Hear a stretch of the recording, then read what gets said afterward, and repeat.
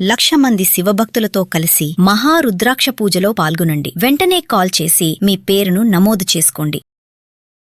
Suman TV ప్రేక్షకులకు నమస్కారం.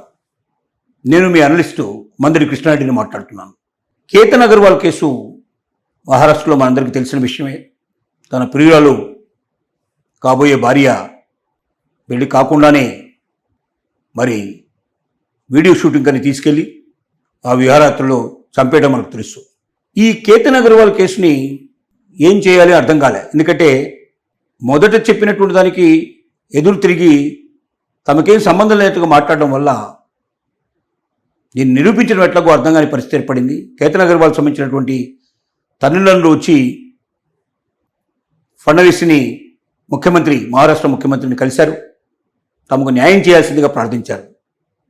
అప్పుడు ఈ కేసుని ఉజ్వల్ నిగమ్కు అప్పచెప్పాలని నిర్ణయానికి వచ్చారు. ఎవరి ఉజ్వల్ నిగమ్? ఈ ఉజ్వల్ నిగమ్ అనేవాడు ఒక పేరు పోసిన అడ్వకేట్. క్రిమినల్ కేసుల్ని పరిశీలించటంలో వాదించటంలో నిరూపించటంలో ఉజ్వల్ నిగమ్కు ఒక పెట్టిన పేరుంది.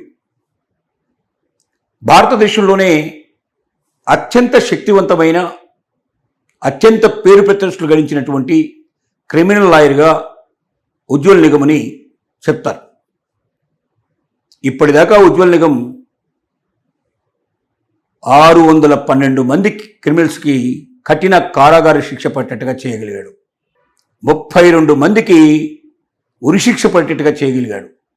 మరి ఉజ్వల్ నిగమ్ ఎవరు, ఎక్కడి నుంచి వచ్చాడు, ఇతని జీవిత చరిత్ర ఉంటూ కొంచెం తెలుసుకోవడం మనం ప్రయత్నం చేద్దాం. ఉజ్వల్ నిగమ్ అనేవాడు 1977లో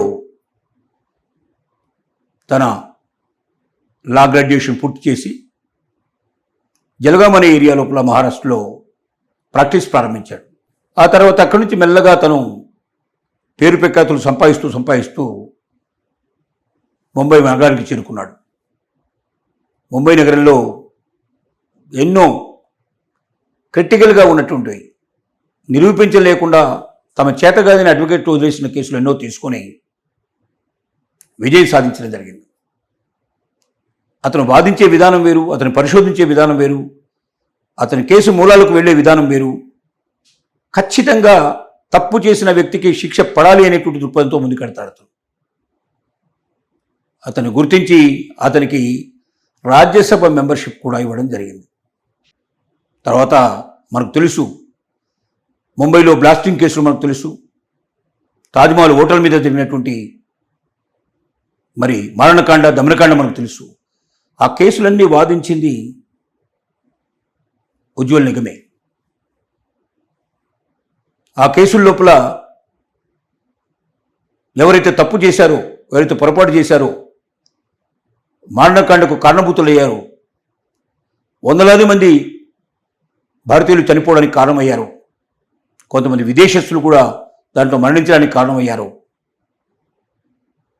వాళ్ళందరినీ ఆ కేసుల లోపల వాదించి అసలైనటువంటి ఎవరైతే మరి క్రిమినల్స్ ఉన్నారో, దానికి కారణభూతులైన వాళ్ళు ఉన్నారో వాళ్ళని పట్టుకొని వాళ్ళకు శిక్షలు పట్టేట్టుగా చేసినట్టు వ్యక్తి ఉజ్వల్ నిగమ్.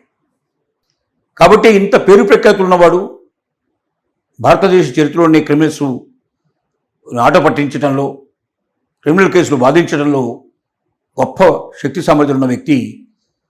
అతన్ని మరి మహారాష్ట్ర ముఖ్యమంత్రి ఫడ్నవీస్ కోరడం, ఆయన అంగీకరించడం, ఈ కేసు ఆయనకు అప్పచెప్పడం జరిగింది.